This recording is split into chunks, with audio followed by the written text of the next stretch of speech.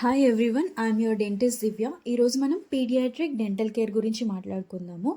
So let's get started.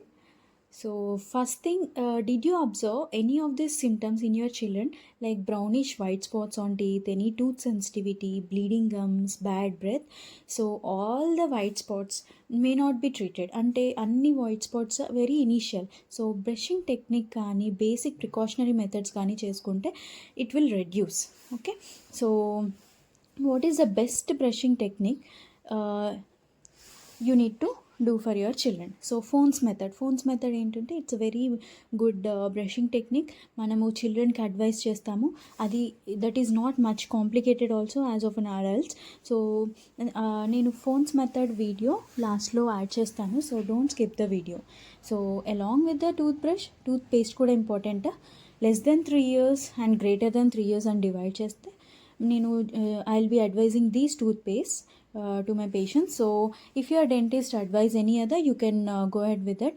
So non-fluoride and fluoride toothpaste అని రెండు ఉంటాయి. So basic oral hygiene tips. So P size కంటే చాలా తక్కువ పేస్ట్ యూస్ చేయాలి. అండ్ 1 year కిడ్స్కి అయితే, లెస్ దెన్ 1 year కిడ్స్కి అయితే మిల్క్ రెసిడ్యూ ఖచ్చితంగా నోట్లో ఉంచకూడదు. So clean finger or wet గాజ్తో or any silicone brush use చేయొచ్చు. ఎవ్రీ మీల్ తర్వాత రిన్స్ చేయించండి.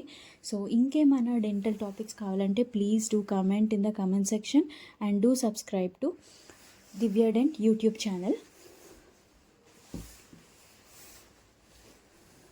So phones method.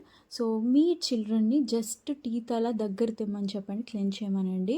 సో మన చిన్న సర్క్యులర్ మోషన్లో 2 పైన కింద అన్ని సర్ఫేసెస్ టచ్ అయ్యేటట్టు బ్రష్ చేయించండి. సో దట్ ఏంటంటే ప్లాక్ బిల్డప్ అనేది జరగకుండా ఉంటుంది. పైన ముందు టీత్ని అలా బ్రష్ చేయాలి, కింద కూడా వర్టికల్ స్ట్రైక్స్ అలా పైకి అనిపించండి.